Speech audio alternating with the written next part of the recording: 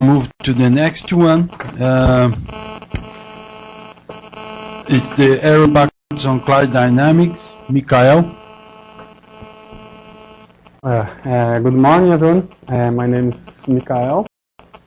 My advisor is Professor Luis Augusto, and this is a part of my study, my findings on my master's degree. So the objectives of this work are very simple. So just to assess if it's possible to observe aerosol impact on precipitation characteristics through ground-based measurements, and if there is some impact, to analyze its significance. So these are some instruments that we use. The measurement site was a chuva container at Vale do Paraíba. So we deployed a CCN counter and a CPC, a total particle counter, to complement the measurement.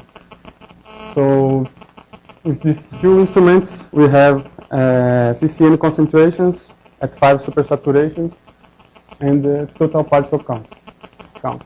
So together with this data, I analyzed measurements of a disdrometer and the meteorological station. So the measured rain DSV, I parameterized through its momentum, the momentum of third and fourth and sixth order. Basically, I fitted a gamma curve to each DSV by finding the intercept, the shape, and curvature parameters. The measuring period was from November 22, 2011 to January 10, 2012. So with the parameterized DSV, I obtained rain intensities and the total droplet concentrations, and applied a cluster analysis to the 3 parameters obtained in the parameterization. It is described in this paper. So this is the mean Diurna cycle of the CCN concentration for 5 different supersaturations: 0.2, 0.4, 0.6, 0.8, and 1%. So you can see that there is a very clear Diurna cycle for the number concentration. It is on number of particles per cubic centimeter. And the highest concentrations was observed during the day. Is the major impact of the different supersaturations observed during the day, mainly due to greater presence of small particles. So we thought both the CCN and the total particle concentrations were highly variable, ranging from a few hundreds to tens of thousands. This is a correlation between the local circulation and the aerosol properties.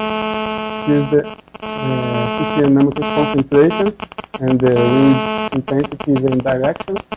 The same for total concentration and the ratio between these 2 concentrations.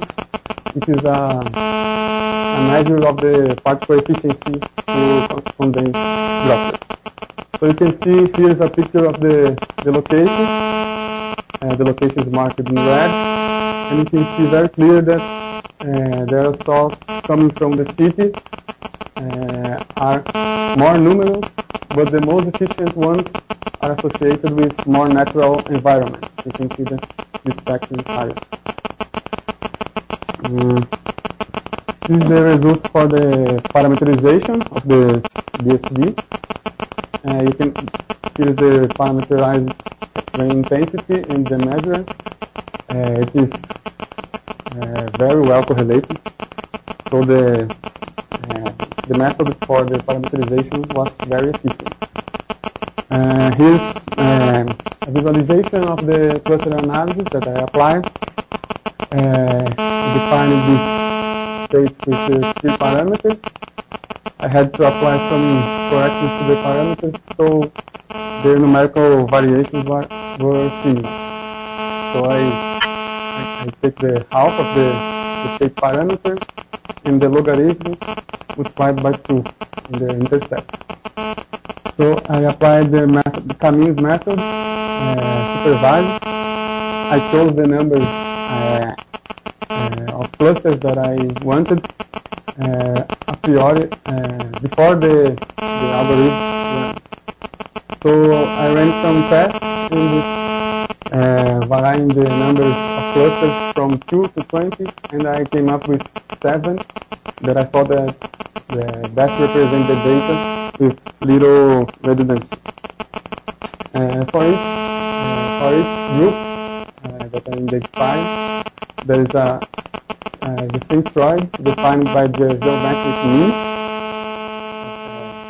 of this group, and the parameters are given here.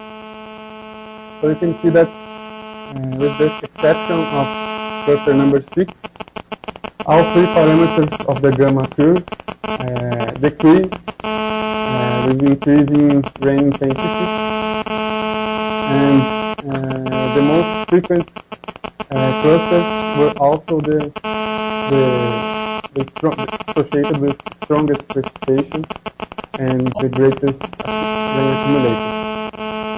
This, I think, is mainly due to the fact that I filtered every measurement the geometry that had rain intensities below 1 millimeter per hour.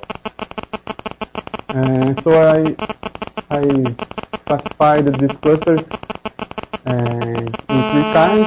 The first 3 are more stratiform ones, there is a transition, and the convective one. Here I show their respective DSVs. On the left side is the normalized DSV, and on the right is by concentration. So you can see that as the rain intensity increases, the DSV transitions from a unimodal to a bimodal DSV on the normalized case.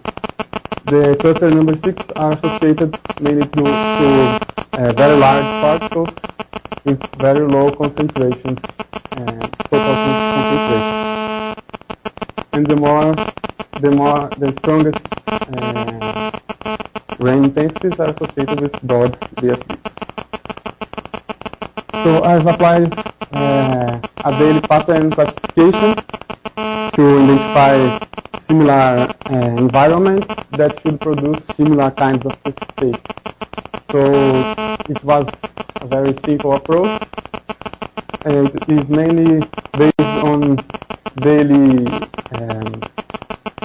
temperature amplitudes, sustained concentrations, and total rain accumulated, mean rain intensity, and duration. So with this, I came up with 3 classifications, one associated with local convection, stratiform rain, and organized convection. So this is the relation between the cluster analysis and the daily pattern. You can see that they are correlated with each other. On the more stratiform events presented higher frequency of the stratiform clusters. This is a mean frequency and the standard deviation for each day that presented this classification. And here, lowest concentration impact of aerosol or on the classification that I have made. So I've made a separation in events.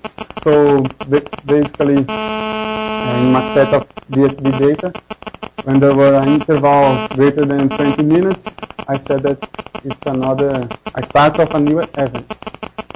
For each event, I calculated 2 hours means of the CCN concentration 3 minutes before the start of the rain. So in this case, I try to isolate the rain out and wash out effect. For each event, I calculate the mean DSD to each the environment. I analyze just the first events to occur in each day, so in order to avoid the rain out and wash out effect. So I had 16 events, 5 local convection, 5 stratform rain, and 6 thermodynamic. But I will analyze just these 2. So I got the 2 most polluted cases against the 2 most pristine cases in each of the classifications. So this is for the local convection cases. Here is the DSD, the mean DSD for the polluted and pristine cases, polluted in brown, pristine in blue, in concentrations and normalized. You can see that the total concentration was smaller for the polluted cases, and there are little greater particles on the polluted cases. Here I show the values, which are in bold, so that I tested with the 3 students, and they are significant. So the polluted case showed a higher mean diameter than the pristine case with lower total droplet concentration. But the rain intensity was very similar, was not significantly different. For the platform cases, I forgot to mention, this is the frequency of occurrence of the clusters in these cases. So you can see that the polluted case showed a high frequency of the convective clusters, while the pristine showed more stratiform. So it's an indication of convective, favoring the convective characteristics of the event. Here is quite the opposite for stratiform cases, where the total droplet concentration was increased with increases in CCN concentration, and the mean droplet diameter was decreased. And here too, it was not noted any significant difference in rain intensity.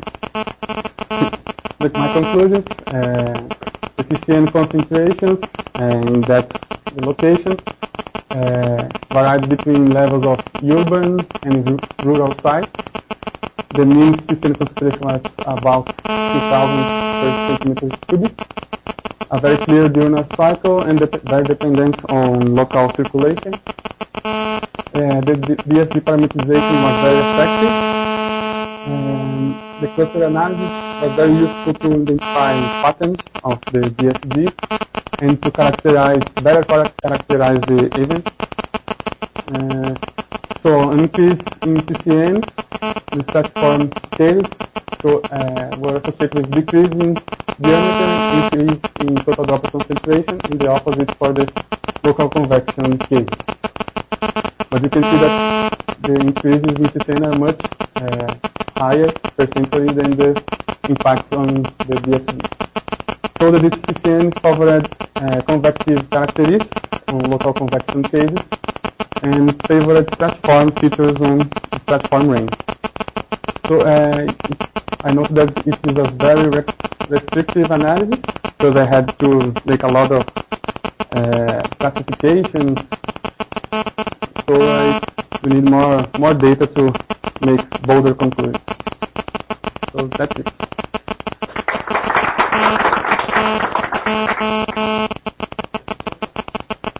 Mikael, so questions or?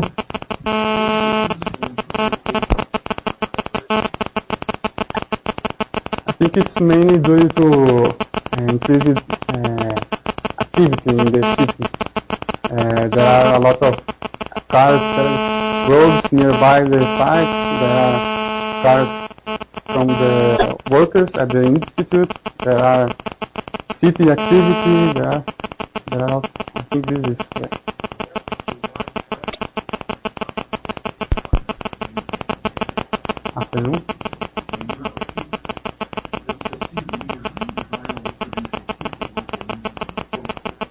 I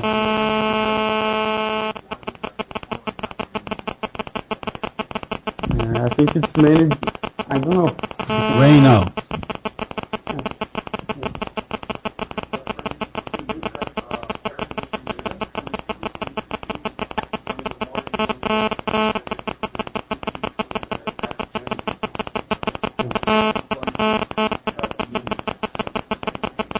So there's also the boundary.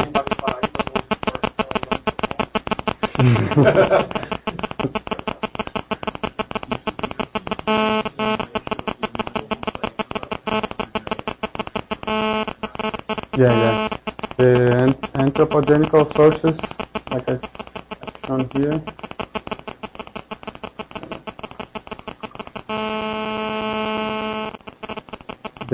Were less efficient to produce cloud droplets than the natural one.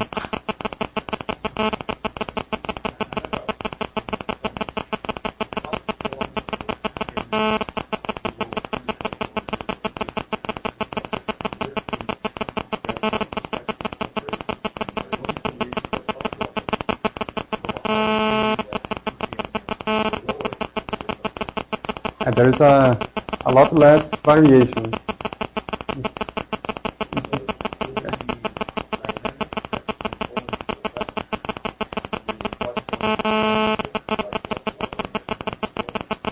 I didn't see this presentation, but what I tried to do was through the classifications, I tried to just compare similar events. So all the classifications that I've done is to isolate the dynamical features. So I tried just to analyze the impact of aerosols. So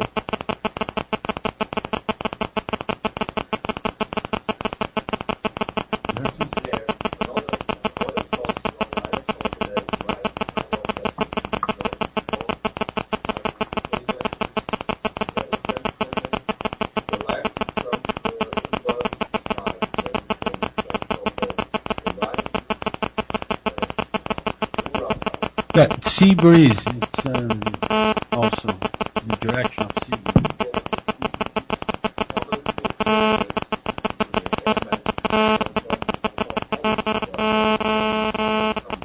yes.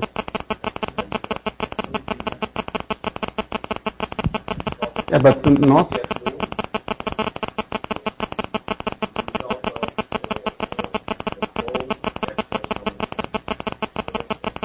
Yeah, it can be not all particles that came from here were natural particles. You can see that there are particles coming from the south and southeast that are very that are not effective to produce cloud drops. So maybe this is some.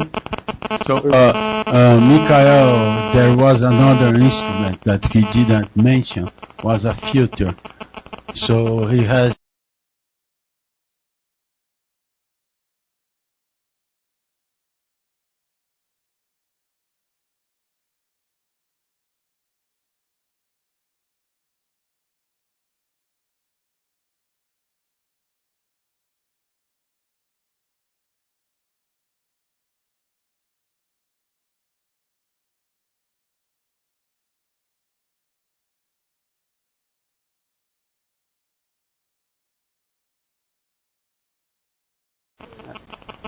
No, sulfur was came mainly from south, because sulfur, but sulfur. more efficient. Yeah, and that sulfur was coming from the south through that measurement. Because it is maybe. But the main feature that drives the efficiency is the size, not only the composition.